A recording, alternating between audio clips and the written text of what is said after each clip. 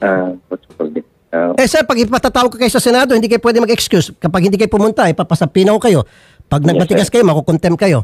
Hindi po, the taong bayan needs an answer right here, right now. Kung masagot mo to na maayos today, hindi na siguro ikaw patatawag sa Senado, hindi ko na kailangan siguro magkaroon ng hearing kasi nasagot na yung mga katanungan na nais namin malaman lahat. Pero kung hindi mo kami sagutin at para kang inaantok, tingnan natin kung antokin ka pagdating sa hearing sa Senado, sir. Pambabastos po ito sa kalikasan, sir. Itong ginawa nyo, pambabastos, lantarang pambabastos sa ating kalikasan. Narito ang Balitang Pinoy TV. Magandang araw sa atin lahat mga kababayan. Dito na naman tayo sa another episode ng ating vlogs. Pag-uusapan natin ngayon, ito po, no? Yung Chocolate Hills, noong 1997, under Proclamation 1037, ang Pangulo niya at that time is si President Fidel B. Ramos. Tama po. Idineklara po na protected area ang Chocolate Hills. So, ibig sabihin, protected area, hindi ka pwedeng maglagay dyan ng struktura tulad nito sa Captain's Peak Garden and Resort, which is a business enterprise. Of course, later on, nagkaroon ng E-NIPAS Act.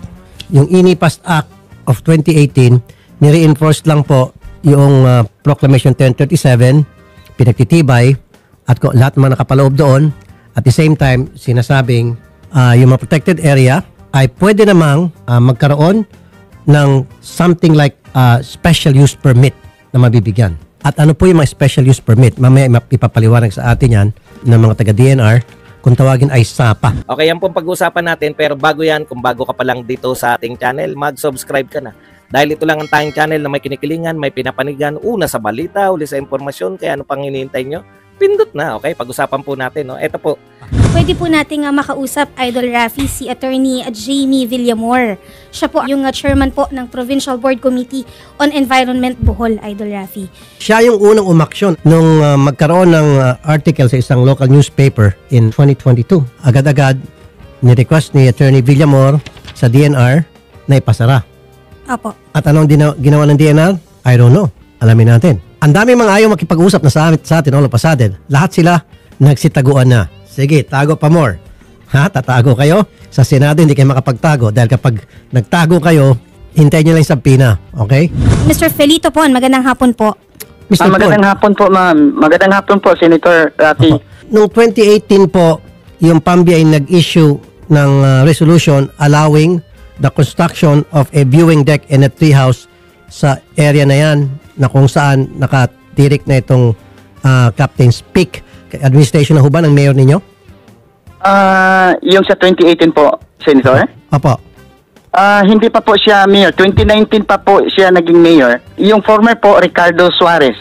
Okay. Pero yung ngayon po, kayo po? Restituto Kiyaw Suarez III. Pero nung 2019, nag-soft opening po itong Captain's Peak. So si mayor nyo na po ang nakaupo dyan, si Mayor Suarez. Bakit po hindi nyo na-plug down ito na bawal to nasa ano kaya? Nasa loob ng protected area. Dapat kinancelin yung kanilang business permit. Actually, Send, may mga proseso po sa pag-apply ng permit eh. So, ang sa paningin namin, nasunod naman lahat yung mga requisites na para sa end ng LGU business permit. Apo, ano po yung mga nasunod, sir? Meron silang PAMBI resolution nga, yung sinasabi natin na inattach sa application.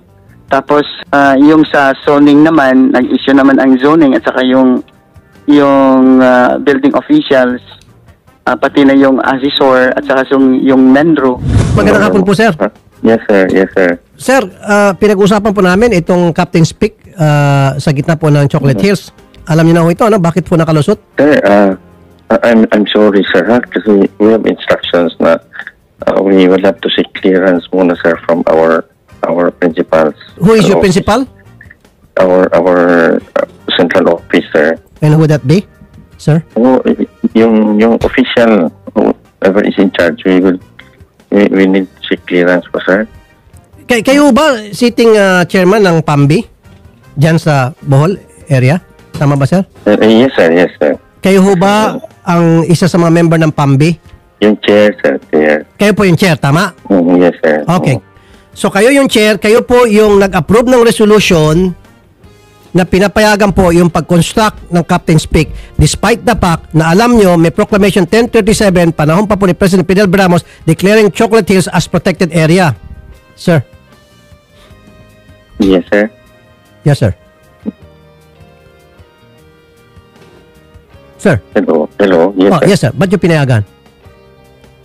Sir, ang chairman is will have a vote only when there will be a what you call this? There's, yeah. Will break a tie when there is Correct, a tie. you're only one vote. Pero being the chairman, you can also tell your colleagues and your members na, hey, protected area to, baka sasabi tayo later on. Huwag natin ito payagan, mga kapatid. Ikaw ang chairman eh. Siyempre, paniniwalaan ka. Siyempre, you will have weight over the others being the chairman. All you need to do is you show them this Proclamation 1037, series of 1997, panahon ni Fidel Ramos, President Fidel Ramos, stating that Chocolate Hills is a protected area. Noong 2018, nag-issue kayo ng permit for a viewing deck and treehouse. Okay po yan. Pasok po yan sa tinatawag na yung SAPA. Alam niyo po yung SAPA, yung Special Use Agreement in Protected Areas. Yan po yung nakapaloob sa INIPAS Act.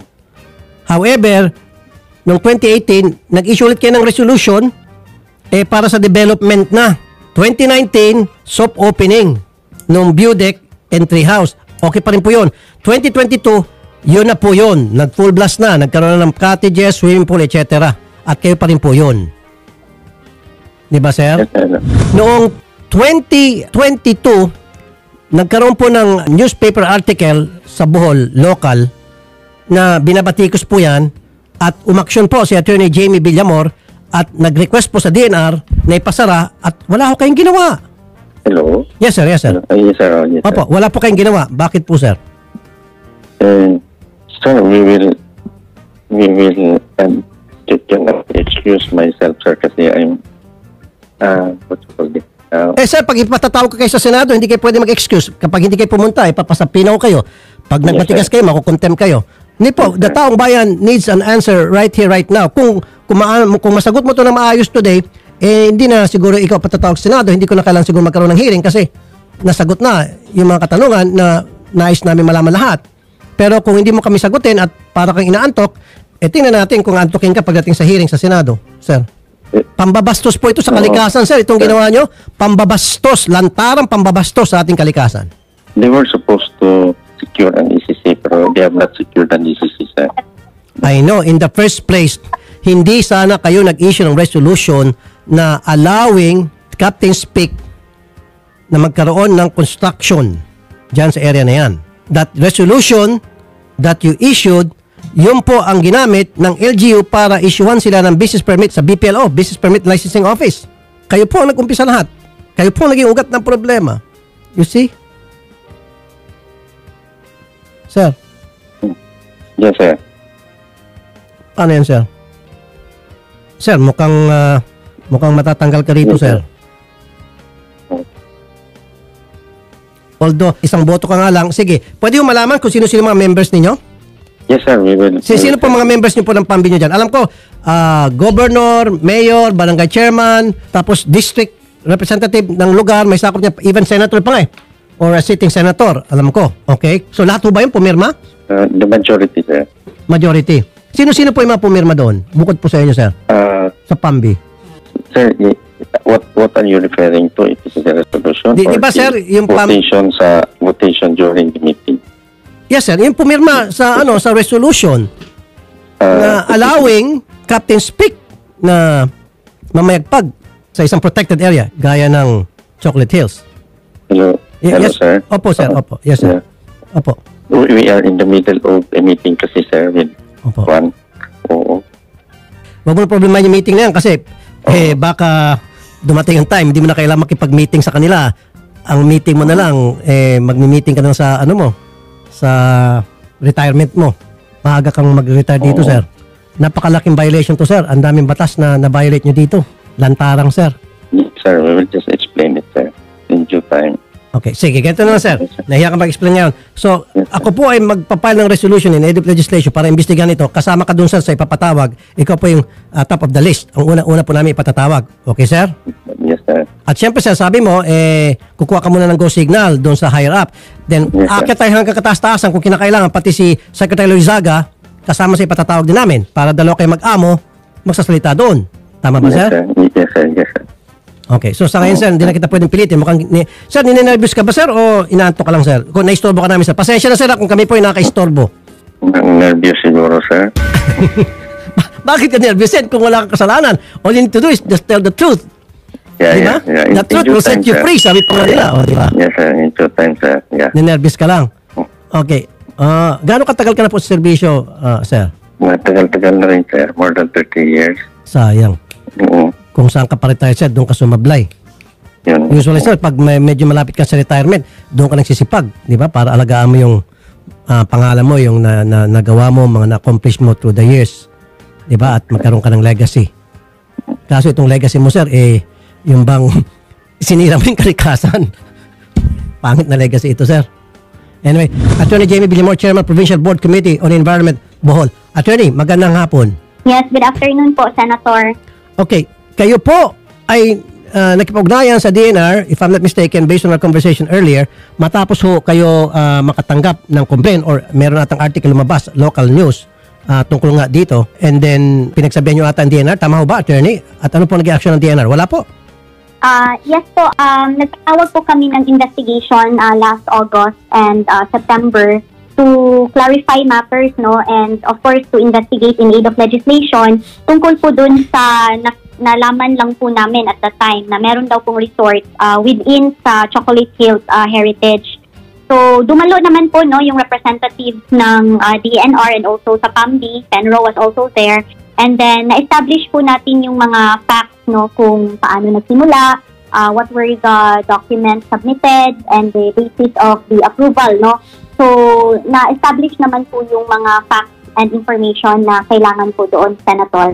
You did mention to me earlier as well, nagsagawa ng inspection po yung DNR after na kayo po ay umaksyon. And then, when was this? When the DNR did their inspection, Attorney, ma'am? Meron po silang mga inspection like in July 2022, no, even before the investigation, may inspection naman po yung DENR. Particularly on the area po with regard to the application para po sa relocation, no, nung new structures po na ilalagay po ng Captain's Peak Resort. And looks like doon po sa memo ng DNR, it was just a confirmation, no, of the existence of the structures, no, and the planned development na isasagawa po doon sa area. And it was also noted in there na comply naman, no, or kinonfirm naman yung compliance nila with the PAMB resolution endorsing or approving the development of the said area. So yun po yung mga isa sa mga documents that we have here that was submitted in the committee. Okay. Noong July 2023, medyo fast forward po tayo. Kayo po ay nag-request yata, correct me if I'm wrong, sa DNR, na ipasara dahil nakita nyo na bawal, hindi dapat in the first place pinayagan na magkaroon ng struktura dyan sa isang protected area. Ano po yung naging tugon ng DNR doon sa request niyo po, Okay. Attorney? Senator, I'd like to clarify po na based on the findings of our investigation, our recommendation was to revise, no, the existing guidelines that the PAMB DNR have, no. Kasi po, ganito po yun, no? The area is protected area. But Opo. even before it was declared as protected area, may title siya. So the owners, kung ano yung mga activities na gagawin nila doon, may limitation. Now, DNR, the representation po kasi, Senator, multiple use zone po siya. Okay. So we need to see that pwede po yung mga activities.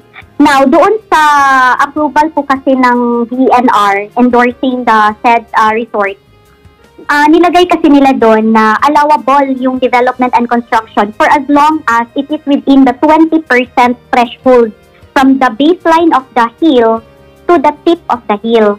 Now, the stand of the provincial government of Bohol and the Sangguniang Panlalawigan, my committee, is that we do not want that, no, as a policy na i-allow natin na may mga construction and development doon sa mismong mga hill and within that natural heritage. Kasi especially na yung sinabi nila na 20% na threshold na pwede kang maglagay ng structure basta pasok sa 20%, that is a subjective and relative matter. Paano kung mataas yung hill, di mataas din po yung makukuha, no? So, itong sinasabing 20% threshold, ina-allow na para magkaroon ng construction mula doon sa bundok hanggang doon sa baba, parte ng bundok. Ano to? nakapaloob po pa to sa INIPAS Act? O ito po ay gumawa lamang ng pulisya, sarili ng pulisya ang PAMBI? Yes. Gumawa sila ng policy and conditions na ganyan. Bawal that po is yan. what- Siyempre, meron po tayong batas. Hindi po pwede masupersede ng simple policy ang PAMBI para isupersede po kung ano po nakasaad sa INIPAS Act. Ano po Yes, yung nakasaad sa Proclamation 1037. Ito na nga mga kabalita. Ano na ang masasabi nyo patungkol sa balitang ito? Please comment down below mga kabalita. Pag-usapan natin yan sa comment section. At kung di ka pa nakasubscribe sa ating channel, baka naman